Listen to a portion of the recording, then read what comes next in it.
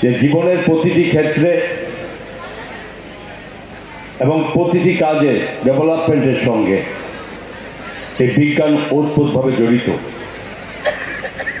বিজ্ঞানকে বাদ দিয়ে আমরা কোনো অবস্থাতেই এক কদম এগিয়ে যাওয়ার আমাদের ব্যবস্থা নেই।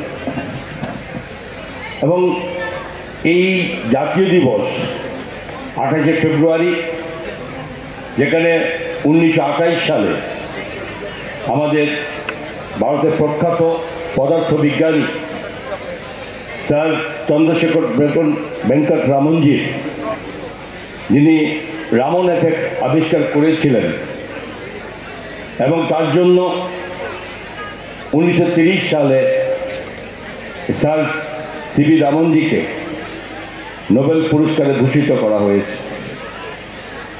সময়ের সঙ্গে আমাদের জাতীয় বিজ্ঞান ও প্রযুক্তিবিদ্যা যোগাযোগ আয়োগ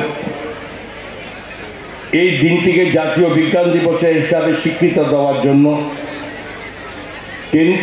ভারত সরকারের কাছে 1986 সালে সেখানে আবেদন রাখা হয়েছিল এবং ভারত সরকার এই দিনটিকে জাতীয় বিজ্ঞান দিবস হিসাবে যারা অনুমোদন দেয়, সেটা সরকারিভাবে 1987 সালে সেটা শুরু হয়।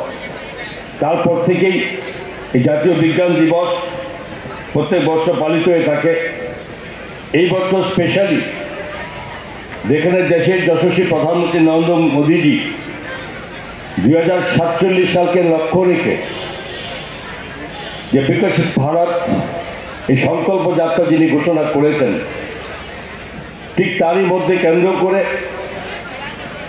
কেন্দ্রীয় সরকারের এই বিজ্ঞান প্রযুক্তি দপ্তরের মাননীয় মন্ত্রী, ইনিও এই 2024 সালের এই 28শে ফেব্রুয়ারিকে একটা মার্ক ফর সায়েন্স এবং সেই সঙ্গে টোটালি দিবসটাকে সম্মানের সাথে পালিত করার জন্য উনি একটি থিমও উনি রেখেছেন।